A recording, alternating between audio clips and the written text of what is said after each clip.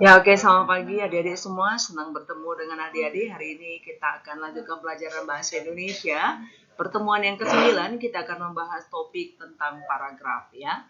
Mungkin ya bukan mungkin tapi pasti kita semua udah tahu paragraf ya. Oh, itu ya yang kalau dalam tulisan itu dia bentuknya agak menjorok ke dalam kumpulan beberapa kalimat kan seperti itu. Namun bagaimana paragraf yang baik dan benar dalam bahasa Indonesia dan bagaimana cara mengembangkannya, kita akan kupas tuntas topik ini selama beberapa menit ke depan. Jadi semuanya fokus, konsentrasi dengan 4 subtopik, pengertian paragraf, syarat pembentukan dan jenis-jenis serta bagaimana pengembangan paragraf. Kita akan bahas topiknya satu persatu ya. Oke adik-adik, sebelum kita lanjut, Miss mengingatkan kepada adik-adik ciri-ciri kita pelajaran. Salah satunya adalah mau belajar terus-menerus, bangga berkompetensi, tahan mental menghadapi kesulitan dalam hidup. Jadi semua mahasiswa Medikom ya dalam posisi ya harus kuliah sambil bekerja. Kalau belum memiliki pengalaman bekerja maka kamu harus melamarnya. Kalau ditolak coba lagi, harus tahan mental menghadapi kesulitan dalam hidup sampai kamu mendapatkan ya tempat untuk mempraktekkan brain beauty behavior adik-adik ya. Oke, tanpa membuang waktu mari kita lanjutkan lagi ya. Mari kita lanjutkan dari pertama ini pengertian paragraf. Oke, nah kita mau lihat dulu pengertian dasar dari paragraf. Ini adalah merupakan satuan bahasa tulis. Jadi kalau bicara paragraf, kita bicara tentang bahasa tulis ya, yang terdiri atas beberapa kalimat. Jadi ingat, untuk membentuk satu paragraf itu tersusun dari beberapa kalimat ya. Kalimatnya itu harus runtut, harus berurut-urutan dan logis, dapat diterima oleh akal sehat. Kemudian lengkap, ada subjek, ada predikatnya, ada objek yang dibicarakan, ya, utuh dan terpadu. Nah, bagaimana membuat paragraf yang baik? Nah, untuk ini kita akan bahas topik ini ya. Nah, untuk membuat paragraf yang baik, ya, ini tak semudah kita mengatakannya. Karena apa? Karena ada aturan-aturan yang harus atau sebaiknya kita penuhi atau kita ikuti supaya paragraf yang kita buat itu sesuai ya dengan yang diharapkan ya. Nah, kalau tadi kita udah bicarakan bahwa paragraf itu merupakan bahasa tulis terdiri dari beberapa kalimat, nah kita mau lihat dulu lebih spesifiknya lagi. Kalau paragraf itu terdiri dari satu unit pokok pikirannya atau satu gagasan, ada satu subtopik yang dibicarakan di situ, ya, atau satu ide yang dan didukung oleh beberapa kalimat lainnya, ya, ada kalimat pembuka, ada kalimat penjelas, ya, dan ada kalimat penutupnya. Nah, kira-kira inilah yang secara umum yang mau kita ketahui tentang paragraf, ya, dasar utamanya. Nah, kalau begitu apa unsur-unsur paragraf tadi? Ya, unsur paragraf tadi yang pertama adalah ada gagasan utama dan ada gagasan penjelas. Ya, jadi gagasan utama itu menjadi dasar yang menjadi pengembangan paragraf kita tadi. Apakah kita sedang membicarakan tentang ucapan terima kasih, ataukah kita membicarakan tentang latar belakang, apakah kita membicarakan tentang dasar teori. Nah, ini harus kita tahu apa yang mau kita bicarakan. Nah, gagasan utama itulah yang ada dalam satu paragraf. Nah, gagasan utama itu dinyatakan dalam kalimat utama. Nah, letak kalimat utama ini juga mempengaruhi dari penekanan dari paragraf kita. Nanti akan kita lihat letak kalimat utama. Nah, kalimat utama ini bisa disebut ya dia bisa kalau di awal dan di akhir, dia biasanya letaknya di awal atau di akhir. Ya, kalau di awal namanya deduktif, di akhir namanya induktif. Kita lihat nanti ada subtopik berikutnya tentang ini ya.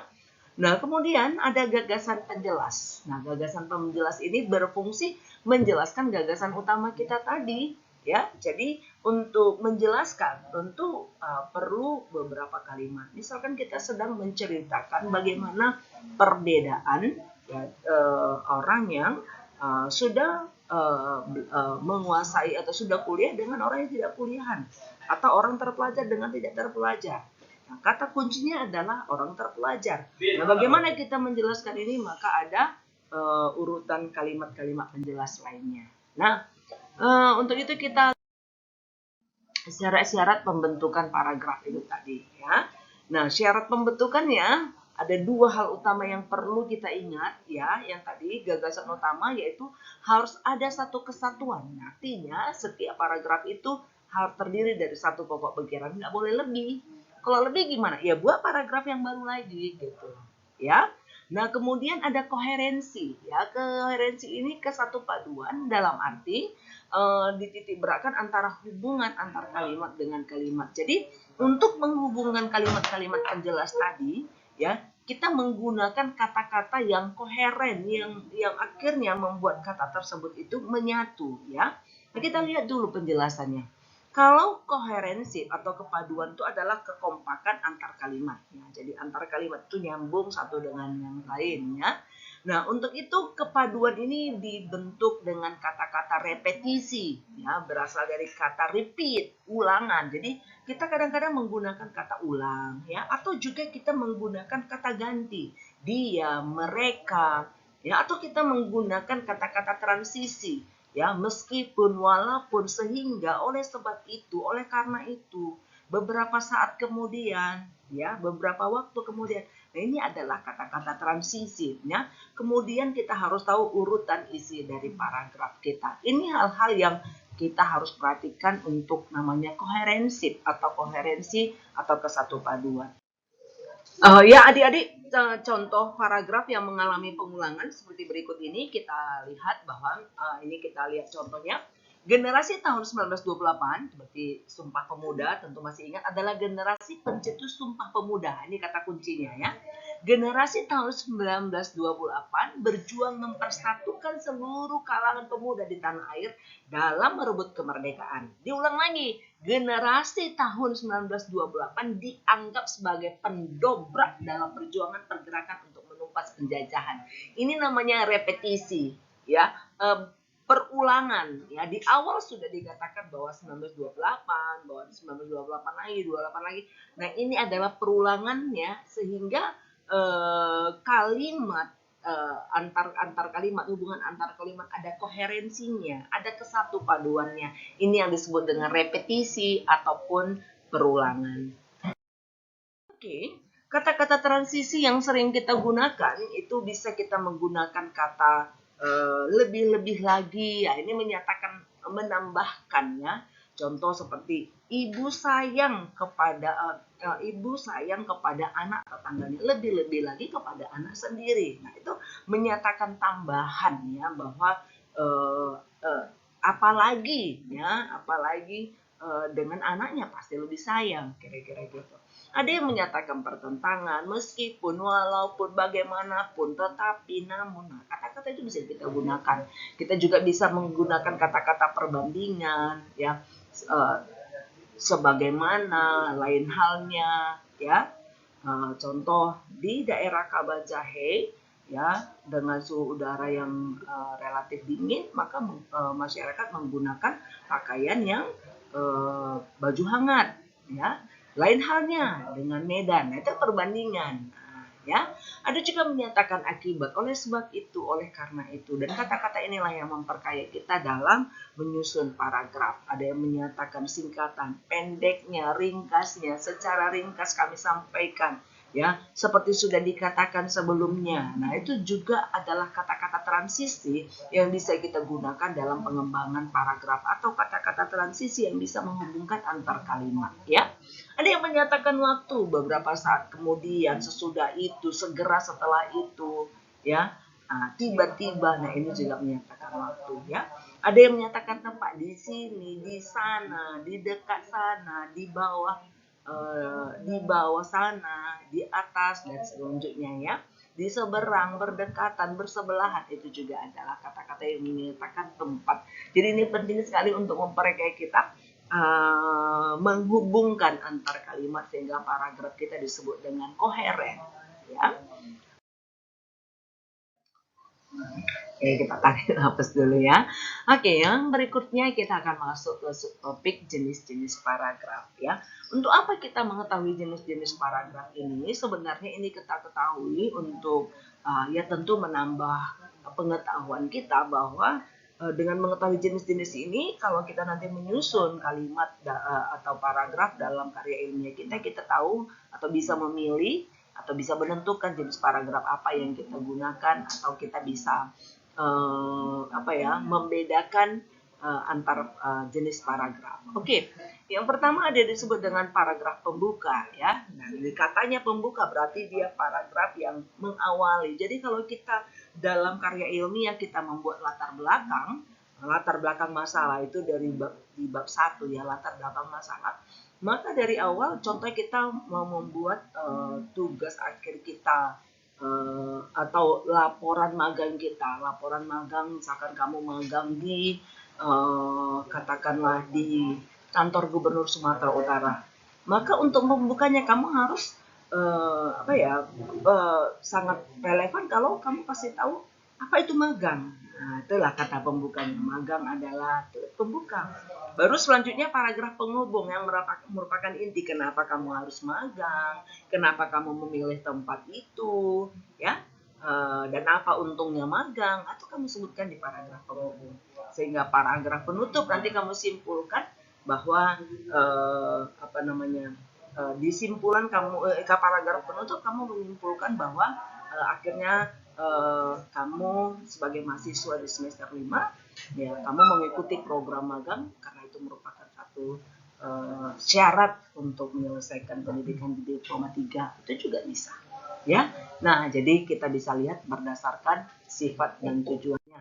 Nah, ada lagi berdasarkan kalimat utama seperti yang kita lihat atau kita pelajari di awal tadi, bahwa kalau kalimat utamanya atau gagasan utamanya berada di awal ya, atau sering juga disebut dengan deduktif ya. Jadi kalimat utama yang berada dari umum baru dijelaskan ke khususnya. Kita lihat contoh berikut ini ya. Ini ada suatu bentuk paragraf. Kita baca ya. Kebudayaan dibagi menjadi 2 macam, yaitu kebudayaan fisik dan kebudayaan non-fisik. Nah, itulah kebudayaan. Lalu kita lihat penulis, dia menguraikan lagi. Kebudayaan fisik itu merujuk pada benda-benda, sedangkan kebudayaan non-fisik berupa pemikiran dan tingkah laku. Sampai sini sebenarnya kita udah mengerti ya. Tapi dijelaskannya lagi. Contoh lain dari kebudayaan fisik adalah patung, lukisan, rumah. Contoh kebudayaan non-fisik adalah filsafat, pengetahuan, ideologi, etika, dan estetika. Hasil kebudayaan berupa tingkah laku adalah adat istiadat. Nah, jadi kita bisa lihat bahwa dia menjelaskan di kalimat awalnya itu secara umum bahwa kebudayaan itu ada 2, lalu diuraikan lagi. Nah, ini letak kalimat utamanya di awal, disebut dia dengan deduktif ya, dari umum ke penjelasan. Ada kalimat utama yang letaknya di akhir ya, atau dia berada dari khusus ke umum. Khususnya dulu dijelaskan contoh-contohnya, baru dibuat kesimpulannya. Nah, itu namanya paragraf induktif. Ada juga paragraf campuran. Ini biasanya diulang di awal dan di akhir. Nah, itu dia paragraf campuran. Tapi secara umum bahasa Indonesia menggunakan 2 paragraf ini, yaitu dua paragraf kalimat deduktif atau induktif. Namun ada beberapa yang menggunakan paragraf campuran. Ada kalimat utamanya di awal dan juga diulang di akhir berupa kesimpulan. Nah, apa sih fungsi kalimat utama? Seperti kita sudah jelaskan tadi, bahwa fungsi kalimat utama pada akhir paragraf ya menekankan kembali pikiran utama dengan kalimat yang bervariasi. Itulah kalau dalam paragraf campuran. Sudah dibuat di awal, dibuat lagi di akhir. Jadi kalimat utama dalam hal ini sebagai simpulan atau penekanan kembali, mengulang kembali apa yang sudah disampaikan di awal paragraf tadi. Ya. Nah, sebelum kita lihat lagi contoh-contoh, kita mau lihat langsung jenis paragraf berdasarkan tujuannya ya. Jadi berdasarkan tujuannya ada paragraf naratif, paragraf deskriptif, paragraf eksposisi, paragraf argumentasi. Mungkin kan ini juga sering kita sama-sama sudah belajar bahwa ada karangan naratif, karangan deskriptif, karangan ekspositif, karangan argumentasi. Ada kalimat naratif, kalimat deskriptif, kalimat eksposisi, argumentasi. Maknanya selalu sama-sama, namun kalau dikatakan paragraf negatif, isi paragraf itu menceritakan satu peristiwa, ya. Jadi biasanya kalau naratif itu ada kronologisnya. Nah, itu ada satu peristiwa yang menceritakan kronologisnya. Nah, ini yang naratif, menceritakan. Ya. Kemudian ada deskriptif, berasal dari bahasa describe. Describe artinya menggambarkan. Jadi seolah-olah pembaca dia seakan-akan ada dalam peristiwa tersebut, seakan-akan bisa melihat, seakan-akan bisa mendengar peristiwa tersebut, ya, atau seakan-akan bisa merasakan objek yang digambarkan tersebut. Ketika seseorang misalkan ingin menceritakan bagaimana kesulitan yang dia hadapi, nah, dia menggambarkan bagaimana dia mungkin dia kesulitan keuangan sampai dia ada debt collector, lalu dia bersembunyi, kemudian jantungnya berdegup-degup, lalu anaknya memanggil. Nah, dengan cerita seperti itu kita seolah-olah bisa merasakan bahwa kita ada di dalam peristiwa tersebut. Jadi describe itu menggambarkan peristiwa persis seperti keadaan sebenarnya, ya. Nah, kemudian kalau ekspositoris atau eksposisi ini menjelaskan, menginformasikan, ya. Jadi ini namanya eksposisi. Kemudian ada argumentasi, ya. Bedanya argumentasi ini targetnya adalah mempengaruhi, ya, atau meyakinkan orang tentang apa yang ditulis atau tentang apa yang diceritakan, ya. Nah, untuk argumentasi ini seringkali kita gunakan dalam karya ilmiah. Nah, untuk itu kita nanti akan lihat ada pola generalisasi, ada pola hubungan sebab akibat, ada pola hubungan mencontohkan, ya, mencontohkan sesuatu, ya. Nah, ini kita lihat di argumentasi. Nah, pola analogi. Jadi kalau dikatakan pola analogi ini adalah penalaran induktif dengan membandingkan dua hal berbeda yang memiliki persamaan. Jadi ada perbandingan, ya. Berbeda memang tapi ada persamaannya. Nah, berdasarkan persamaan kedua tersebut, maka diambillah benang merahnya atau kesimpulan. Itu yang disebutkan dengan pola analogi. Nah, kita lihat contoh berikut dalam paragraf analogi, ya. Demikian pula dengan manusia yang tidak berilmu dan tidak berperasaan. Ia akan sombong dan garang. Oleh karena itu kita sebagai manusia apabila diberi kepandaian dan kelebihan, bersikaplah seperti padi yang selalu merunduk, ya. Padi yang berisi itu kan dia merunduk seperti itu. Artinya apa? Orang yang rendah hati. Walaupun kita memiliki kepandaian, kita harus tetap rendah hati, tidak sombong. Nah, ini dia perbandingan antara sikap manusia tadi dengan yang padi. Jadi ada persamaannya dalam arti kerendahan hati. Nah, ini yang disebut dengan analogi, ya. Nah, kita lihat berikutnya itu adalah contoh paragraf sebab akibat. Nah, sebab akibat dari katanya kita udah tahu ada penyebab dan ada akibatnya. Nah, dan contoh ini bisa kita lihat, ya. Mereka kini mendekam di penjara, ya. Pertama, mereka mabuk-mabukan di tempat umum. Kedua, mereka membuat keributan. Ketiga, mereka membunuh orang secara membabi buta. Terakhir, mereka melawan petugas ketika ditangkap. Itulah sebab-sebab mereka di penjara seumur hidup. Jadi ada sebabnya dan ada akibatnya. Karena mereka mabuk-mabukan, mereka membuat keributan, ya. Akibatnya apa? Mereka di penjara seumur hidup atau dihukum seumur hidup, ya. Nah, ada lagi contoh nih, ya. Baru-baru ini petani Cimanuk, ya, ini nama tempat di daerah Jawa Barat, gagal panen karena tanaman padi mereka diserang hama wereng, ya. Peristiwa ini menelan kerugian ratusan juta rupiah. Selain itu, distribusi beras ke kota-kota besar seperti Jakarta dan Bandung terganggu, ya. Apa penyebab terganggu distribusi ini? Ya, yaitu tadi apa? Gagal panen karena hama atau tanaman yang diserang oleh hama. Ini adalah salah satu contoh paragraf akibat.